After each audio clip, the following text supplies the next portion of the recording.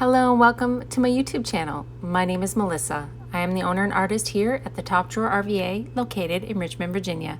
I'm also a Dixie Belle brand ambassador. I picked up these two little tables at a local yard sale. They are definitely not my style and not my favorite finish to redo, but I'm gonna let you in on the little secret. He only wanted $5 a piece for these tables, so they came home with me. I think the thing that bothered me the most about these tables was the drop leaf sides. I just find it super 80s. I knew that the top shape had a glass piece that came with each table, so I just started by deconstructing the tops of the tables and removing the two drop leaves. And yeah, I'm not gonna lie, this was a major pain in the butt. The screws were stripped, it was impossible. I ended up literally breaking them off. But I'm no stranger to a little hard work and some sweat equity. So after I finished breaking off the sides, I was ready to begin. These little side tables were like a shiny Bombay finish. That means proper prep. So I got out my slick stick. This is my gripper for any slick or shiny surfaces. And I'm even gonna do a furniture no-no, which is paint over the handles. I hate the style of handles, they're bat wings, but I wasn't about to replace them because they're actually a faux drawer front. Yes, people, they're not even real. So, right over those handles, I went with the slick stick as well. I'm gonna base these two little tables on the Dewy Morning Transfer. I really wanted to do a neutral finish and let those flowers shine. So before we begin, just one more piece of repair work. Enter my favorite tool, Woodubend. Woodubend moldings are amazing for fixing up little problems like this. These little flowers are going to be applied to the sides of each of the tables. There used to be a bar that would slide out to hold those flip down sides. I removed that all, so let's cover the hole. Woodubend moldings are super easy to apply. All you need is a little wood glue and a heat gun. So I am going to apply the wood glue to the back of the little molding and stick it on top of the hole. I'm then going to heat it with my heat gun to make sure that it's adhered nice and flat to the surface. Repeating this process around the sides of the two tables. So once these little Woodubend moldings are there, I'm going to paint over them so they pretty much disappear. Even if you did see them on the side of the tables, it fits in with the flower motif that I am going for. You can find all sorts of Woodubend moldings and trims on the Dixie Belle Paint page under Tools. So after waiting 24 hours for my slick stick to dry, I wanted to create an ombre effect. For today's colors, I'm going to choose Spanish Moss, Fluff, and Drop Cloth. I'm going to ombre blend all three of these together with my Best Dang brush to create a nice neutral base for that beautiful floral transfer. As always, you need to keep a separate brush for each color, as well as your Best Dang brush for blending. You're going to need a spray misting bottle filled with water to help pull the colors together. Since Dixie Belle Chalk Mineral Paint is no VOC and a water-based product, they blend really easily. I'm going to keep this part of the video in real time so that you can see how easy it is to pull these three colors together. It is helpful that all three are a neutral tone within, a same level on the color wheel. We're not getting crazy here. We're not doing purple into green or any wild colors. We're just sticking with the neutrals, going from dark to light on the outer edges with the lightest fluff in the center. I am also going to continue this process around all sides of the table. Right here, I'm just getting in under the lip of the edge of the table, making sure to cover that Woodubend fairly well and get a good base coat.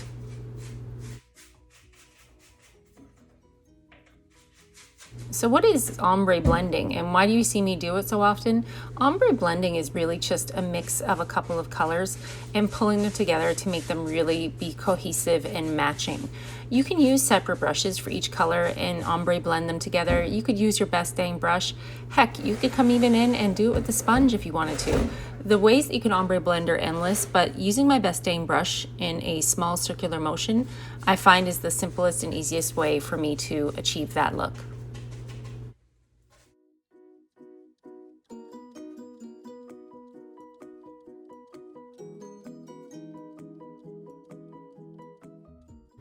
When you're doing an ombre blend, you're going to want to use your spray misting bottle filled with water to help pull those colors together.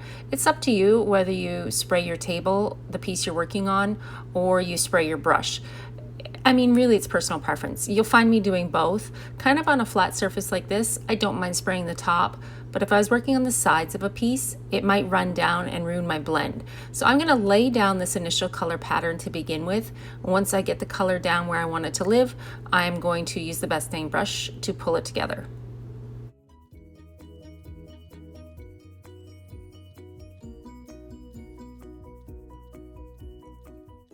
My slick stick as a base for this project was kind of like a time saver.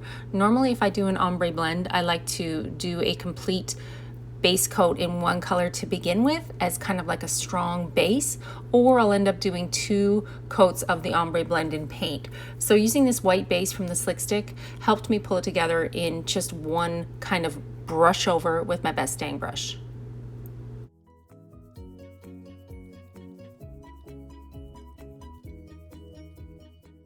You're going to see me hold my brush at a different angle than when I would be painting with my regular synthetic brushes. You're going to see me hold that best dang brush lower on the bristles. Why I do that is to get a little bit more control over what I'm doing, a bit of a lighter touch per se, and I like to move in those circular motions to pull the colors together. So this is going to create texture. If texture is not your thing, you're not going to like this way of blending. But I do like to build up some texture and add some definition to my project.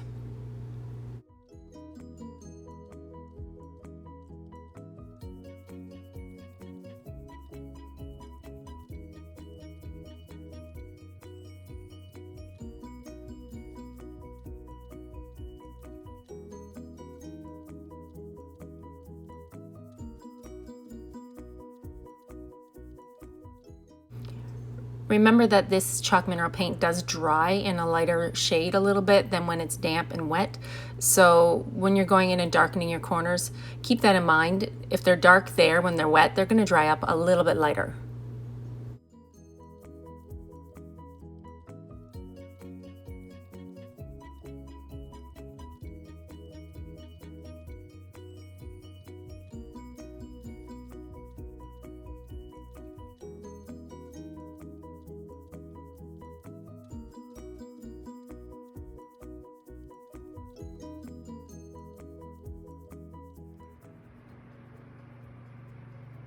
You're going to want to wait 24 hours before you apply any transfer over top of your paint.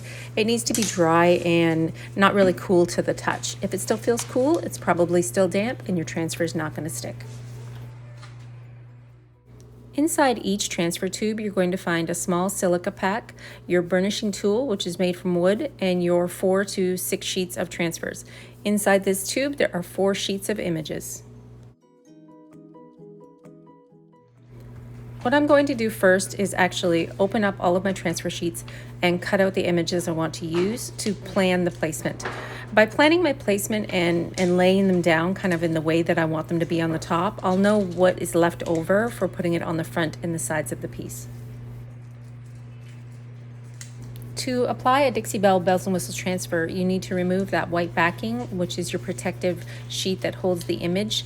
So the back of the image that's sticky doesn't get stuck to anything. Be careful that your sheets don't slide around or that you fold anything over. You want to keep your sheets nice and smooth and flat.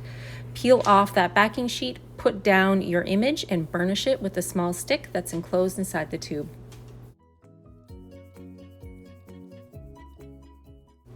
You can then bend these transfers around your edges, fold them over around the corners of the piece, whatever you like. I'm creating a kind of on the edge design, even going over top of the hardware. Remember, I painted that hardware with slick stick, which means I painted right over top of it. So once I get the design down, what you're going to do is just continue the process until you're finished.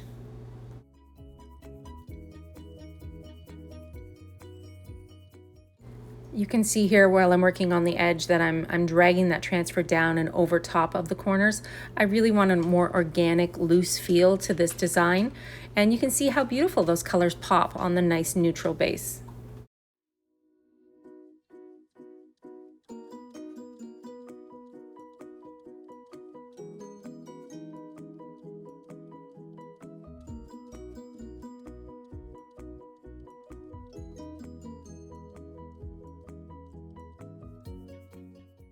Once you have finished applying your bells and whistles transfer, you can seal your transfers with wax, easy peasy spray wax, any of the clear coats, including gator hide.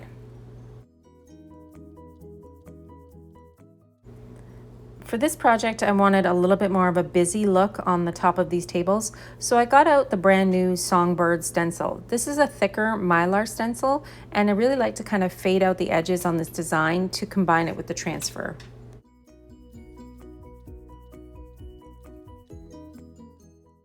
I used my Best Dang brush and I used Fluff to apply a kind of ghost stencil, which basically just means it's not a full stencil. I'm not going straight to the edge. I'm really fading it out with dry paint that is on my brush.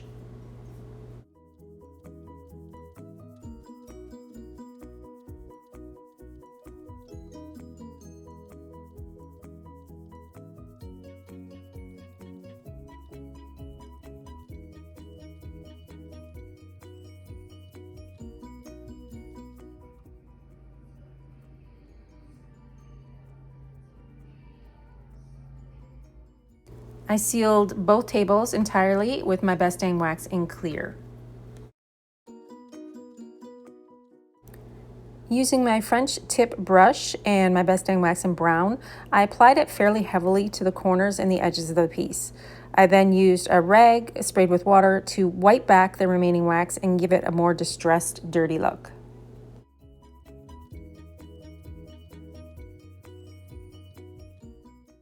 These two tables did have glass tops, so I put them on to see how it looks.